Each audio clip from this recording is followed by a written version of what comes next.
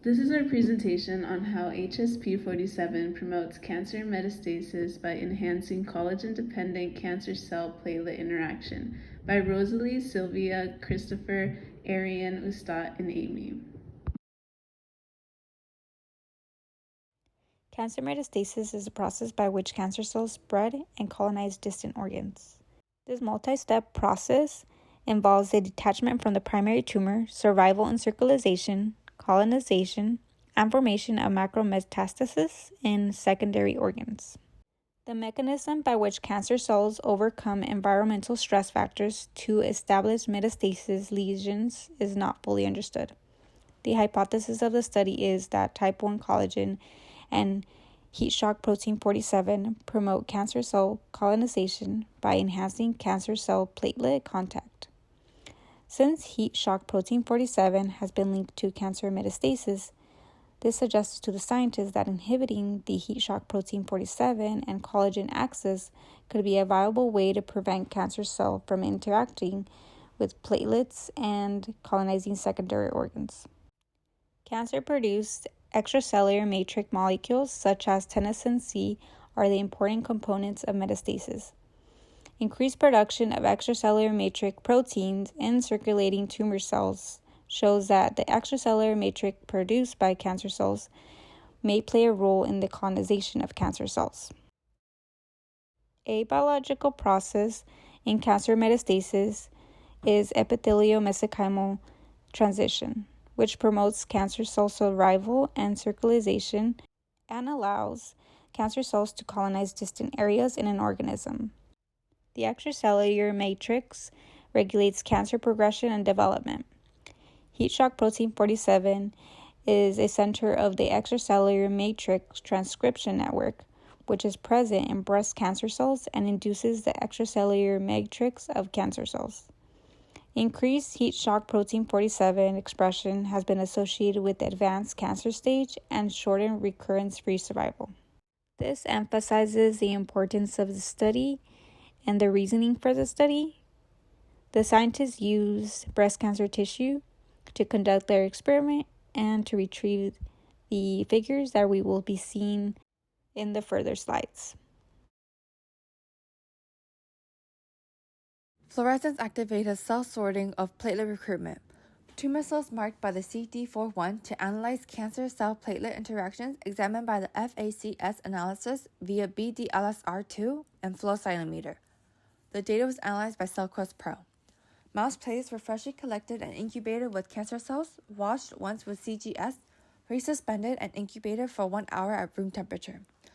The chronolog model 700 whole blood optical lumen aggregometer was used to measure platelet aggregation at 37 degrees Celsius using electrical impedance.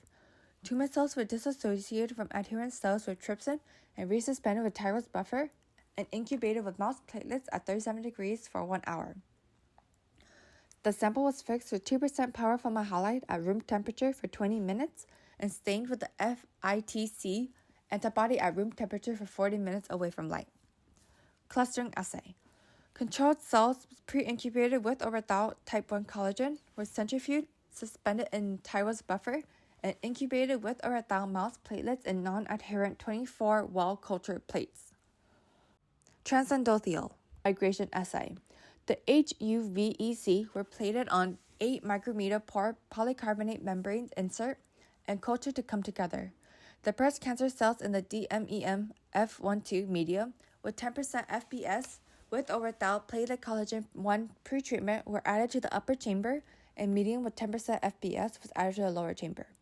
The cells from the upper chamber were removed via cotton swab after incubation at 37 degrees Celsius for 24 hours and fixed with methanol. In vivo xenograft experiments, 6-week-old SCID female mice were randomly grouped together and injected with malignant or non-malignant MEC via tail or memory fat pads. Patient survival analysis and other statistical analysis. Relevance of enhanced Hsp47 expression was addressed by evaluating the association between the mRNA levels of Hsp47 and the patient survival with the microarray data that was derived from the 1,476 human triple-negative breast cancer tissue samples. Experiments were performed twice and the results were reported with the plus or minus standard error, significance of difference assessed with the chi-square test, independent t-test, or one-way analysis of variance with sigma plot, where p less than 0.05 is statistically significant and p less than 0.01 is highly significant. All of the p-values were attained via two-tailed test. For the results section of this article, the first questions the researchers wanted to answer was if the Hsp47 and ECM network genes are linked to the epithelial mesenchymal transition process. They found that the ECM network genes COL1A1, COL1A2, and COL4A1 were induced during the EMT process, along with increased transcription and protein expression of Hsp47. Along with this question, they wanted to know if Hsp47 expresses functionality important in the EMT process. They isolated primary mammary epithelial cells for mice, and these were cultured on plastic. Hsp47 positive MECs did express mesenchymal phenotypes after 4 to 5 days. Also, a Western blot showed that Hsp47 negative epithelial cells did in fact have lower levels of mesenchymal markers compared to the Hsp47 positive cells. Overall, the Hsp47 expression did enhance cancer cell stemness.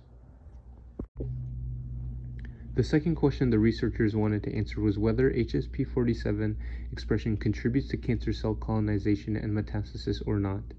It was shown that Hsp47 expression is in fact required for breast cancer cell colonization inside of the lungs and other organs of the body.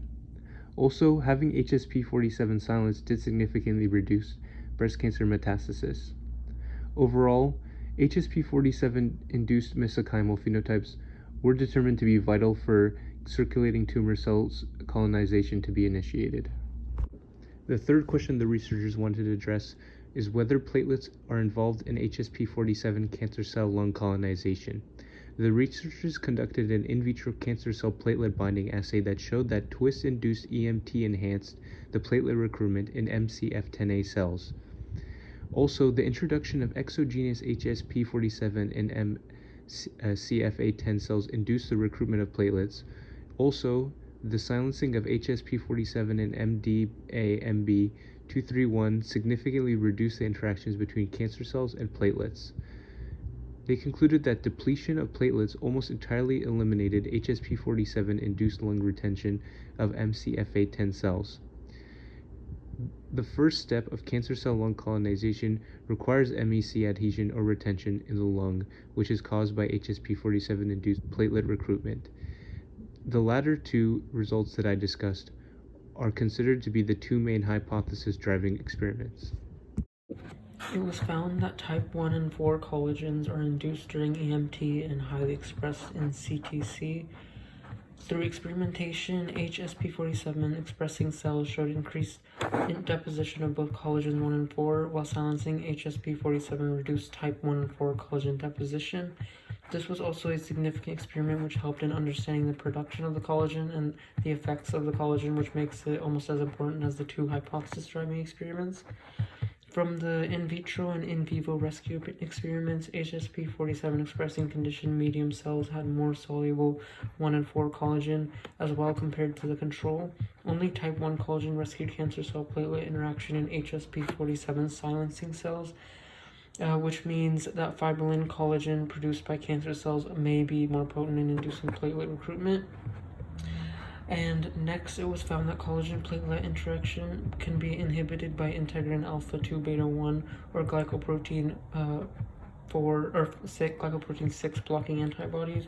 In addition to this, in vivo treatment with type 1 collagen partially rescued Hsp47 silenced cancer cell retention and only slightly increased lung retention of the control. Also, JAK1 was found to reduce Hsp47 cell adhesion.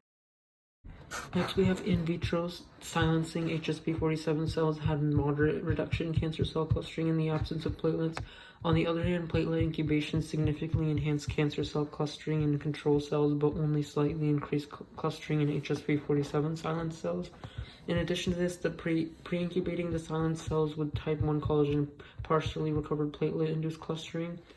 Furthermore, there was found to be higher expression of Hsp47 and COL1A1 in CTC clusters compared to lung CTCs, which means that Hsp47 and collagen-induced platelet recruitment may play a role in CTC clustering or maintenance of CTC clustering in vivo.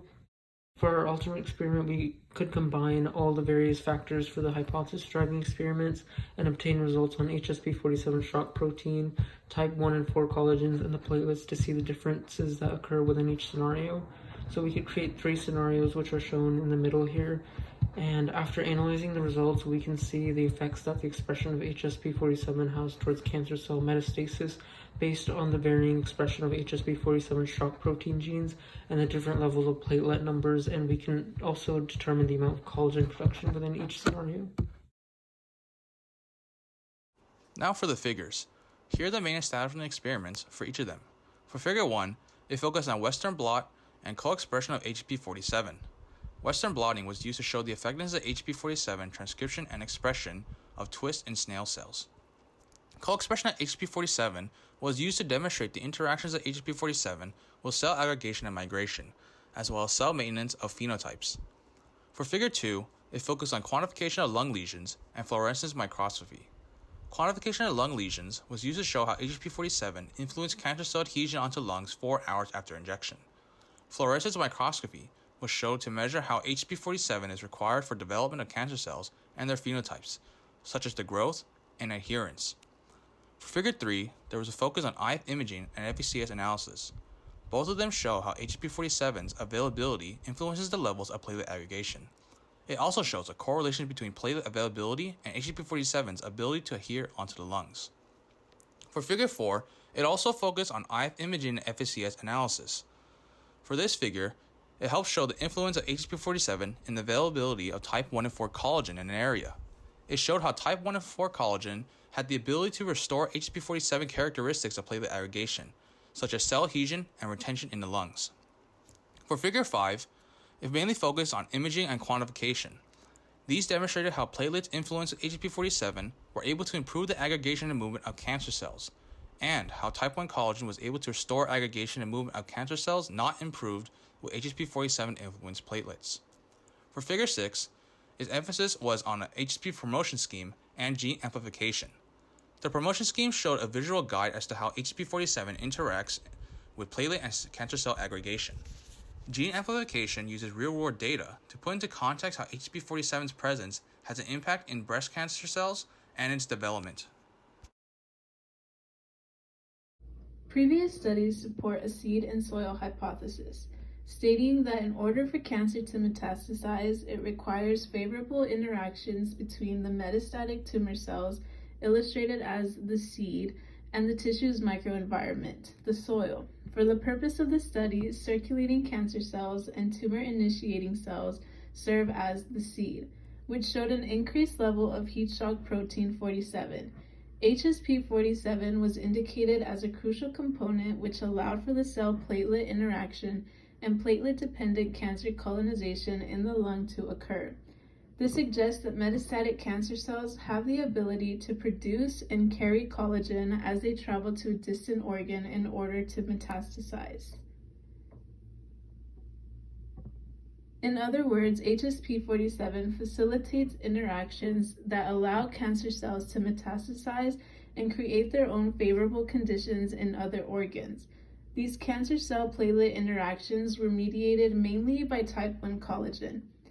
The results of the study demonstrated that silencing Hsp47 led to a decrease in the number of cancer cells in the lung after 24 hours. Therefore, the implications of the study illustrate that by targeting Hsp47 and collagen axis may be a promising strategy to inhibit metastasis. However, collagen is not the ideal druggable target. Instead, future studies should focus on small molecule compounds that inhibit the Hsp47 and collagen interactions, an idea that has already begun being characterized by other experiments.